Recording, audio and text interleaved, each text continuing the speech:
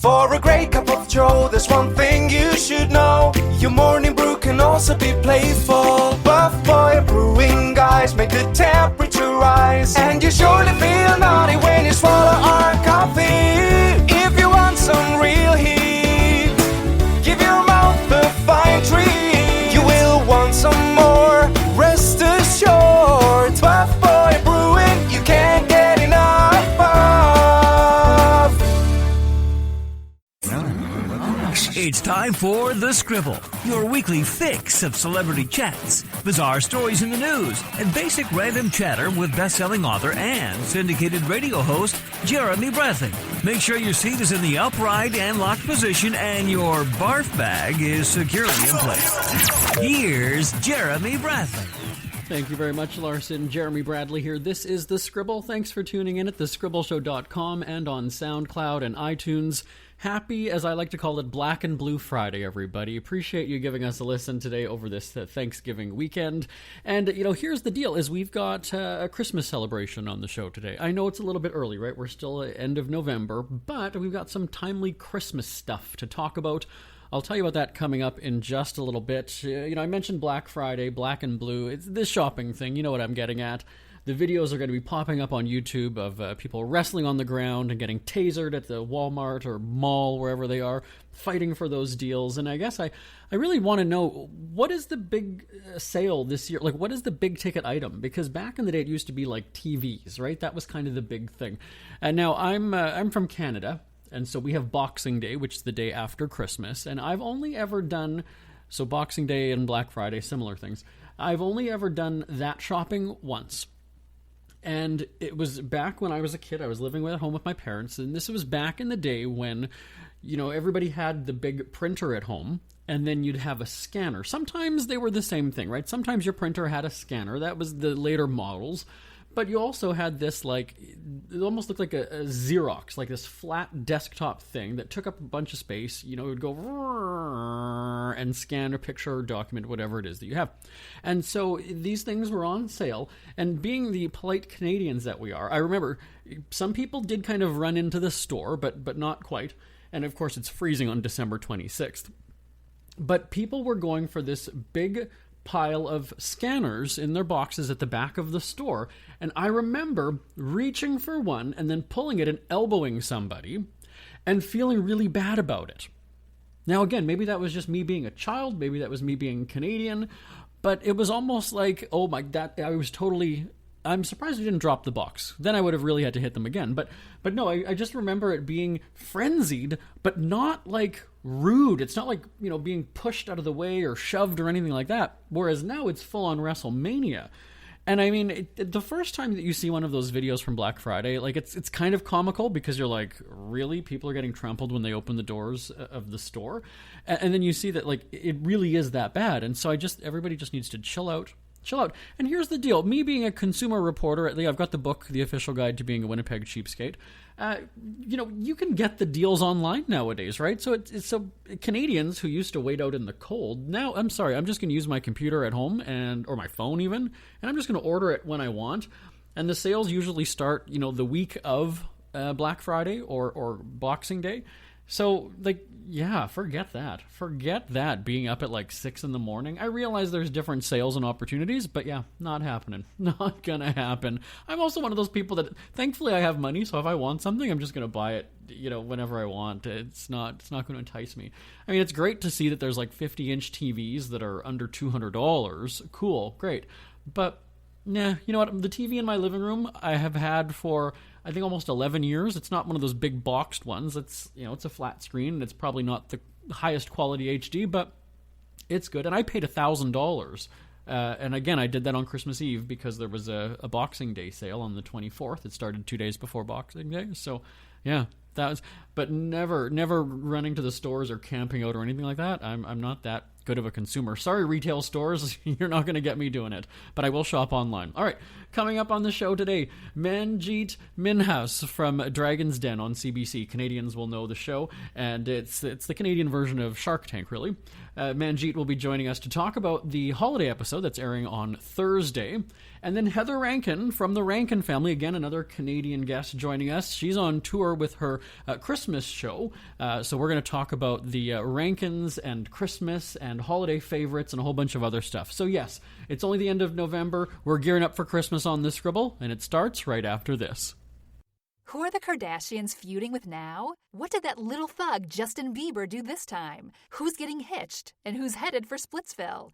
Hear the latest celebrity news and gossip every day on Entertainment Wrap-Up. The good, the bad, the ugly, but mostly the ridiculously hilarious. It's all recapped in this daily segment at entertainmentwrapup.com. Have a laugh at the expense of the rich and famous when they take themselves way too seriously. It's 3 minutes of time-wasting fun at entertainmentwrapup.com. Check out Entertainment Wrap-Up at entertainmentwrapup.com. Brought to you by Speak Free Books. She makes the Christmas spirits bright. You see what I did there, Manjit? Do you get it? Yes, I do. Manjit Minhas from CBC's Dragon's Den is joining us on the line to talk about the upcoming holiday episode. Hi there. Hi. All right, so we're going to get to the show in a second, but we're in a weird situation here because you're from Calgary, I'm from Winnipeg. The Stampeders just beat the Bombers last weekend, and then the Flames just beat the Jets the other day. And I'm having you on the show anyway. I just want you to know that, okay? Well, I feel very honored. Sorry, but not really.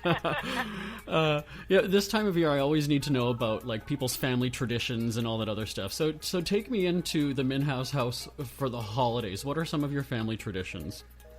Well, our traditions are sitting on a beach and enjoying some of our fine products for more than a couple weeks. It's the really only time of year that we go away every year for the last 14 years and on our beach home and enjoy some solid downtime and some family time and really relax. Okay, so given your namesake, then what's your holiday drink? What do you enjoy at Christmas? You know what? Every year it's different. It's like asking what's your favorite child in my world. So I never have a favorite these days. I'm loving gin. We have a gin that I'm in love with called Polo Club Gin, but I love trying other artisanal gins also. I definitely love a good Moscow Mule, which combines a lot of the different products that we make, and you know what? Anything nice and cold and refreshing, and so it changes constantly. I'll always love a good crisp beer too. That definitely starts things off for me. Okay, all right. Now, do you have a favorite Christmas character? Frosty, Rudolph, anything? I love Frosty. My kids, I have two little girls, 6 and 8, still, watch it even when it's not Christmas. So I definitely enjoy Frosty and always have, and just a fun-loving character. Who can't like Frosty? Okay, so two-part question then. What was your favorite holiday movie as a kid, and what is it now? Is it the same? Do you have a different movie now because you have kids? No, I would say it's Frosty the Snowman, definitely. Okay. You know what? This year, last week, we took our kids to see The Grinch, and I found a new fond love for The Grinch. And I think every time it's redone, with the same themes, but also it keeps it fresh and exciting. So I'd have to say, of the last week, I'm really enjoying The Grinch. But there's something to say about the original, right? The classic, too. Agreed. Yeah. Agreed. Okay, let's talk about the holiday episode of Dragon's Den. Lots of festive pitches and products, and all of you were impressed with a meal, and I won't give any spoilers, but there's a few offers made. So when there's a food pitch, how much of it is based on your personal preference if you make an offer, or just the possibility of it being a big hit? Because the vegan options appeal to you, right? Yeah, so when it comes to food, it's definitely, I think it's hard to promote and invest eat, sleep, and breathe something, never mind as an entrepreneur, but as an investor, in something that you don't like yourself. I think with a lot of other consumer packaged goods, I don't need to use the baby bottle, or I'd use the toddler monitor, use the mat, or, use all of the other, great products I've invested in. But when it comes to food, it's a different case. So if someone's going to make a pitch on the show, is flattery going to get them anywhere with you? Well, I'm human, after all, so it doesn't hurt. But usually we can see through it, and, it doesn't hurt to start off a pitch or, a potential relationship with some praise. But, we've been around the block. I've heard and seen enough pitches that it doesn't normally sway me one way or the other. But like I said, you never know what time of day or what day you catch me on. All right. There's another pitch where they have 75 units sold and think that's a big deal. And then they say that it's like the most Canadian invention ever, if you remember which product that is. Yes. They were brought down a notch, if that's the best way to say it. So tell me, does confidence and cockiness impress you, or can it turn you off, or can it turn you on to a pitch? Passion is something that every entrepreneur has to have, but cockiness is definitely not, because we need entrepreneurs, and every entrepreneur, and I, 19 years into being an entrepreneur, still have to be somebody who listens not only to my customers, my retailers, and everybody around me, but I have to be coachable. And especially if I'm looking for somebody else's money and somebody else's mentorship and time and energy. And so being coachable and being open to new ideas, because the goal is important, but the path that you take to get there is constantly changing and needs to be constantly evolving and changing. So you cannot be rigid when you're an entrepreneur. You have to be able to take ideas and sometimes take them with a grain of salt, but sometimes definitely take them wholeheartedly, whether they be praise or whether they be criticism. And so that doesn't help, especially when you don't have 2 feet to stand on. 75 of anything, it doesn't matter what it is, it's just not enough, and is not proof of concept. It doesn't even prove that you have an MVP, a minimum viable product, to me. So no, definitely not. It's something that impresses me. And apparently being allergic to your own product is a bad thing. We learned that on the holiday episode as well. Usually, yes. It's a bad sign when you come out breaking out in hives with your own pitch, right? Yeah, definitely. Having said that, I'm allergic to dogs, and I've invested in some great companies that make products for dogs, such as Funky Tails. It's like ugly Christmas sweaters for dogs, and matching ones for their, humans and other dog treats, and so it doesn't mean that I have to sit with the dogs to consume it, but it doesn't, I'm not allergic to money, as I say, to them all the time, but it definitely is a problem if you can't even be around your own product, never mind your product testers. We had a bunch of questions sent in, so I want to fly through as many as possible. How often are you approached with business pitches when you're out in public? Everywhere I go, from washrooms to elevators to airplanes to my girls' schools to their gymnastics. It doesn't matter where I go. Definitely everywhere I go. I guess it's kind of flattering, though, I would imagine. Or, yeah? You know what? I don't blame people for taking their shot at it if they see me or any other dragon or venture capitalist that, be bold and take your shot at it. Of course, be realistic and sensible, and that nobody is walking around with checkbooks that they're going to, write you a check right then. I definitely don't listen to pitches in that kind of setting. I definitely tell them that there's a process, whether they want to come on the show or whether they want to come directly to my VC. But it doesn't hurt. Okay, so here's my business pitch. No, I'm kidding. Another question here. What was the biggest mistake you made when you first started out in business? Oh, God, so many. But I actually think that they weren't mistakes now. I think that they were what gave me confidence and definitely what gave me drive I'm definitely, and I think all entrepreneurs are, driven, obsessive, type A personalities. And so when you are those things, you make some mistakes, but as long as you learn from them, and I have always believed that failure is just kind of the world telling you that you need to move in a little bit of a different direction. And so there, definitely one of the biggest things was the naivety that we had as to what goes on behind the scenes in a regulated business, and how much influence competition and those things can have, and how different each not only province but country is in this world, and so we got taught some really tough lessons early on, but the overlying lesson of all of that was life isn't fair, so pick yourself up and move on. Okay, another question here. Do you make deals just to beat another dragon? Well, no, but we are competitive. I can definitely, drive up or down a deal based on who else is in it. We are, I think, I know we are all extremely competitive by nature. That's how we've built successful empires. But, no, I don't get into anything just because somebody else is pitching. Sometimes if they can see a different angle or speak of a different angle that they see an investment going in, they might be able to convince me unknowingly to go in, or to give an offer, but not just tit for tat for that reason. No. Okay, good. We've got about less than 2 minutes. What's the most frivolous thing you've ever bought yourself just because you can? I have a full closet full of them, purses, shoes.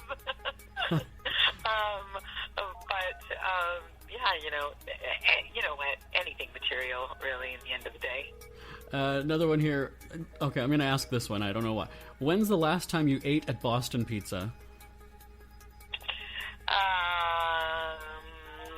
weeks ago. Okay. All right, well, Dragon's Den airs on CBC. Manjit, when can we catch the show? Thursday nights at 8 o'clock across the country. All right, well, we'll be watching, and thanks so much for joining us. Happy holidays to you. You too. Thank you. Take care. Ever had something to get off your chest but never had the balls to say it? That's a load of crap. Speak Free with JB.com is exactly what you've been waiting for. Your chance to tell it like it is and not care what anybody else thinks. Have your say on issues of the day. Join newspaper and radio columnist Jeremy Bradley as he tells it like it is. Hundreds of thousands of people have stopped by, including some well-known celebrities who have had a chat with JB and speak candidly about what's really going on in the world. You can join them too. Have a rant or a rave. Be brave and head on over to www.speakfreewithjb.com now. Isn't it crazy that you wait for payday, but before you know it, you're strapped for cash again? It's time to stop blowing your money and become a smart spender with the book, The Official Guide to Being an American Cheapskate at cheapskatebook.com. Learn simple ways to cut costs at home every day and during special times of the year. Don't go broke at Christmas. Don't remortgage the house for a fancy vacation. The book is filled with tips to save you money throughout the year. Check out the best-selling book, The Official Guide to Being an American Cheapskate at cheapskatebook.com or on Amazon and iTunes. Well, I believe they're tied with the Osmonds for biggest singing family at Christmas. Of course, I'm talking about Canada's Rankin family, musical bunch. And we've got Heather Rankin on the line to talk about the holidays and an exciting Christmas show that Canucks can take in this holiday season. Hi, Heather. Hi, Jeremy. Thanks for speaking with me today. Well, thanks for joining us. Let's do a quick head count, though. When you're all together, and that's, siblings, kids, everyone, how many of there are you at Christmas? Well, actually, there are hardly any of us, because we're spread out all over the world, and we don't spend Christmas together anymore, because we're all grown and we all have our own families and living all over North America and Europe and so on. So, yeah, I tend to spend it with a couple of my brothers who are still in Cape Breton, and my husband's family who also lives in Cape Breton. So. Okay, so my back in the day there were 14 of us. There were 12 kids and 2 parents and a grandparent if there was one staying there at the time, and maybe a boarder. So I think big crowd. I was going to say you kind of crushed my dreams because here I thought there was going to be like big sing-alongs with everybody, and okay, so it's not quite like that. Well, not anymore. It's just changed over the years. Yeah. You know, back in the day when we were growing up on the back street in Nauvoo, and there were 12 kids, and we all corralled for Christmas, we would be back and forth to Christmas choir and busy decorating, and our mother was busy baking, and it was a big celebration at our house. We would sing in the choir on Christmas Eve Mass at midnight, and then we'd come home and fix a hot meal, and we'd be up all night eating and doing dishes, and then we'd get up the next day and do it all over again. So I see that's got to be really cool though to have a big family, because I think when it comes to like Christmas and Easter and Thanksgiving, a big group of family is what's really fun. During the year, let's say a random day in April or May, it might be overwhelming, but there's something about the holidays, isn't there? Yeah, it really is about gathering with family and people who are close to you. And if you don't give presents, that's fine too. It's not really about that. It's really just about being with the people who you care about and enjoying one another's company. It's true. As we said, the family dynamic changes over the years, and I found that in the past few years that I totally forget, oh yeah, we're doing gifts tonight. Oh yeah, there's presents under the tree, because it's more about having a drink with somebody or watching. We know the Canada Junior games are on at Christmas too, right? So that's always a big draw in our family. Yeah, when you're a kid, it's all about Santa. Right. But as you get older, it's less about material things, and if at all, that's the way I am too. I prefer to just not give gifts and just give to an organization that needs support, or sponsor a child, or buy a goat, or one of those things. Yeah. So. It does. It certainly changes as you get older. Okay, so speaking of families, I have to call out my mom on this because it's Rankin related, all right?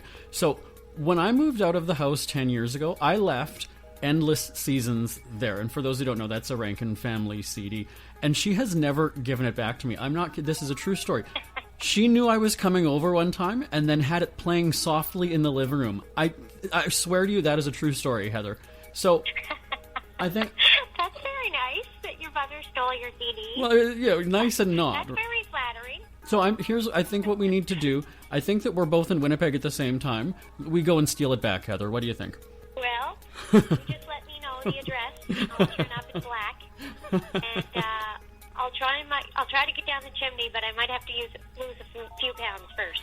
Here's what we do. We show up at the door caroling. She'll invite us in. Okay, we'll figure it out off the air, okay? I'll wrestle her. Run to the CD machine, and I'll make sure she's, gagged and tied. Yeah, there we go. And, but we'll make sure we untie her before we leave. Well, now let's. I don't know. Okay, well, we'll see. And then we say, and to all a good night before we leave. There we go. Yeah, we're just so in keeping with the season. We're so festive. We're such a festive bunch. Okay, so we're going to talk about your show in just a second. I want to know about your holiday favorites. So your favorite holiday food? Oh, a good tortilla. Oh, okay. Really nice. And my aunt by marriage, her shortbread is just butter, like butter. It melts in your mouth. Now, okay, so shortbread is my favorite too, and my grandma, I feel like nobody compares to a grandma or a mom's cookies. What do you think? You're absolutely right. I don't know if it's partly nostalgia or what it is, but my mother would bake these homemade rolls in the wood stove, and they'd be so crispy on the outside and feathery soft inside. That was one of the things to have at Christmas. And mincemeat pie, which is like a once-a-year kind of thing that would take a lot of time to make. And it's something you don't see around very much anymore, if at all. And my mom used to make it every year. I think you're right. You always use your mother's cooking as the benchmark. And right. It's a hard one to meet. Yeah, well, despite how big of a thief they might be. But no, actually, when my sister-in-law uses the same recipe for shortbread cookies, it's not the same. It's just not. I don't know if that's our brain telling us that, but they're not the same. They're not. Well, I wonder if it's that she doesn't maybe use a wood stove. Because Because it's a different experience, cooking in a wood stove. It's a different result, I think. Okay, all right. They're just not making the appliances like they used to. Yeah, that's true. Okay, favorite Christmas song?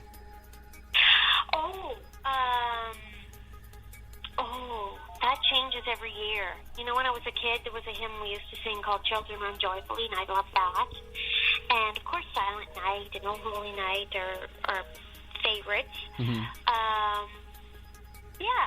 It changes every year. What's yours? Yeah. See, when I was in school, because we used to do the carols in the gym, I used to up on the housetop because you could do the click, click, click kind of a thing. As a kid, that was most fun. Hark the Herald Angels Sing was last year, I think. It's kind of, you're right, it does change every year. Yeah, I did a version of Once in Royal David City, which is a really pretty Christmas song. You don't hear it much, but I've heard it done by choirs, and I really like that one. Do you prefer the classic? And because I think my parents and I are going to Boney M when they're in Winnipeg. So do you like the classic versions of the songs, or do you kind of like when the newer pop stars do a version of it? What do you prefer? I like the really traditional, and then I like when people like the Chieftains or the Barra McNeils or Sarah McLachlan. Somebody is really creative and takes it and makes it their own. I'm not a huge fan of the pop version of Christmas songs because they tend to just sound like pop songs. You know what I mean? Right. They kind of squeeze all of the tinsel out of them. Right. I love that. If that makes sense. Right. Yeah. Okay. So now again, as we said, as adults, it's not about Christmas gifts. But what was the best Christmas gift you ever got?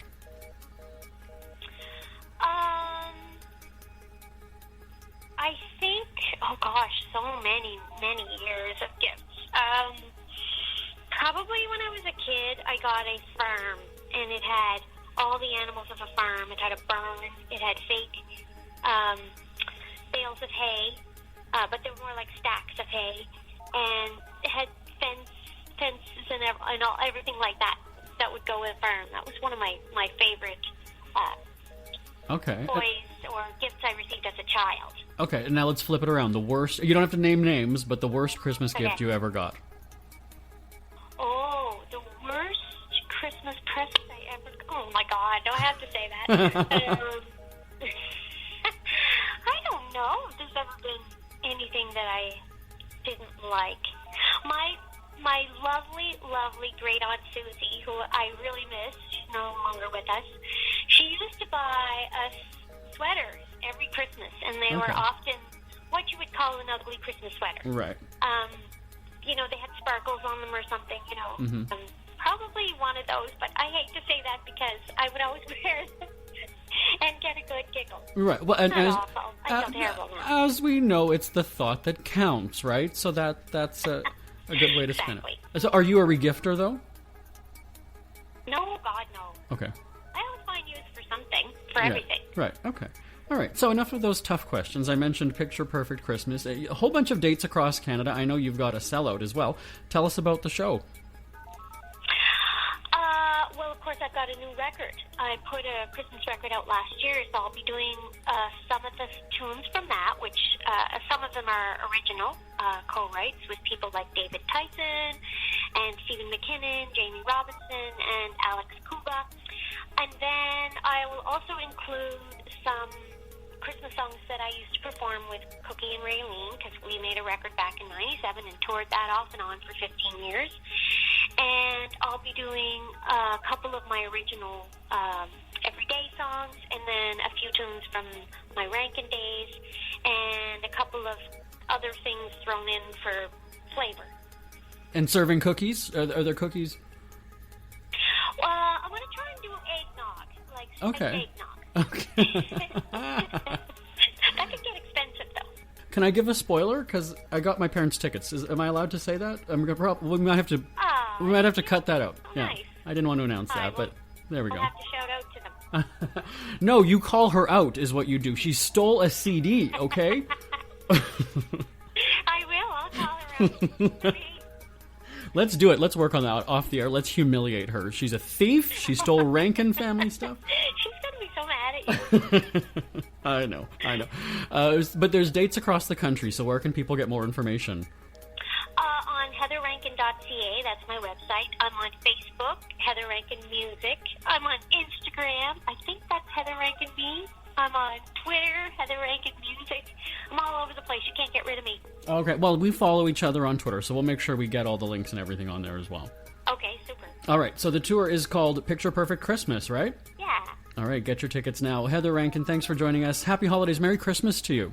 Happy holidays to you and all the very best to you and your family. Thanks. We'll talk to you soon. We hear you chirping. Get scribbling. Tweet up the Scribble at The Scribble Show. Join the discussion with Jeremy Bradley. It's all going down right now on Twitter at The Scribble Show and at thescribbleshow.com. You know what? It's only the end of November, but we've had a Christmas theme today, so I'm going to wish you happy holidays. Merry Christmas, everybody. Thanks to Manjit and Heather for joining us. I will talk to you same time, same place next week. Feel free to email us live at jbonair.com. This is The Scribble. Bye-bye, everybody. Want more Scribble? Check out thescribbleshow.com for past shows, celebrity interviews, cheapskate tips, and more. That's at thescribbleshow.com and on Twitter at The Scribble Show. The Scribble is a speak-free media presentation. If you want some real heat,